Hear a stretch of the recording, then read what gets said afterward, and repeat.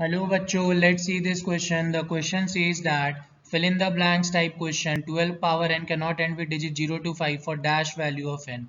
So बच्चों इस question में जो की कॉन्सेप्ट यूज होने वाला है वो है नंबर वन कि एनी नंबर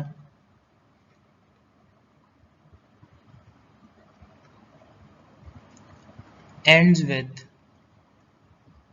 0 और 5 must be divisible by 5. Must है, ये होना ही चाहिए. Must be divisible by 5. So अब बच्चों हम लोग लिख सकते हैं कि since we know that any number ends with 0 और 5 must be divisible by 5, so we can write if 12 का power n ends with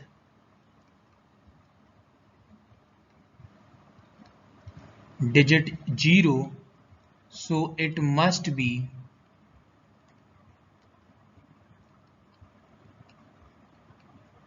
divisible 5. हम लोग मान लेते हैं कि 12 का पावर n का कोई भी वैल्यू पे उसका लास्ट डिजिट 0 आ जाता है तो वो 5 से डिविजिबल होता है, सिर्फ माने हैं. सो दिस इज पॉसिबल और ये तभी हो सकता है only if prime factorization of 12 का power n contains the prime number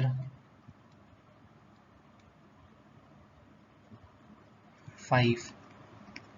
So 12 का पावर n के लास्ट में 0 अगर आ जाता है तभी वो 5 से डिविजिबल होगा किसी भी वैल्यू ऑफ n के लिए, और ऐसा तभी हो सकता है जब 12 के पावर n के प्राइम फैक्टराइजेशन में प्राइम नंबर 5 आए, तभी ऐसा हो सकता है. सो अब हम लोग बच्चों 12 का पावर n का अगर प्राइम फैक्टराइजेशन निकाले दैट इज 2 इंटू 2 इंटू 3 का पावर n, सो अपने पास आया 2 का पावर 2 इंटू 3 का पावर n. क्या यहाँ पे प्राइम फैक्टर 5 आया? नहीं आया. So we can right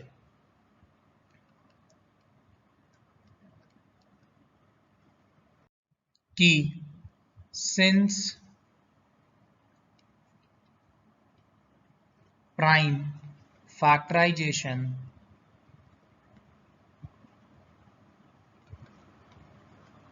does not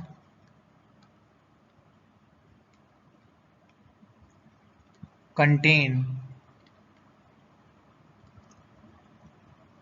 5, therefore 12 का power n cannot end with digit 0 or 5 for any natural number n. For any natural number n. सो बच्चों इस क्वेश्चन का आंसर होगा for any value of n. सो 12 का power n का जब हम लोग प्राइम फैक्टराइजेशन किए तो उसमें प्राइम फैक्टर 5 नहीं आया, तो हम लोग बोल सकते हैं कि n का किसी भी वैल्यू पे अगर हम कुछ भी डाल दें n का वैल्यू तो ऐसा कोई भी नंबर नहीं आएगा जिसके लास्ट में 0 और 5 आए. Hope you guys understood it well. Best of luck. Thank you.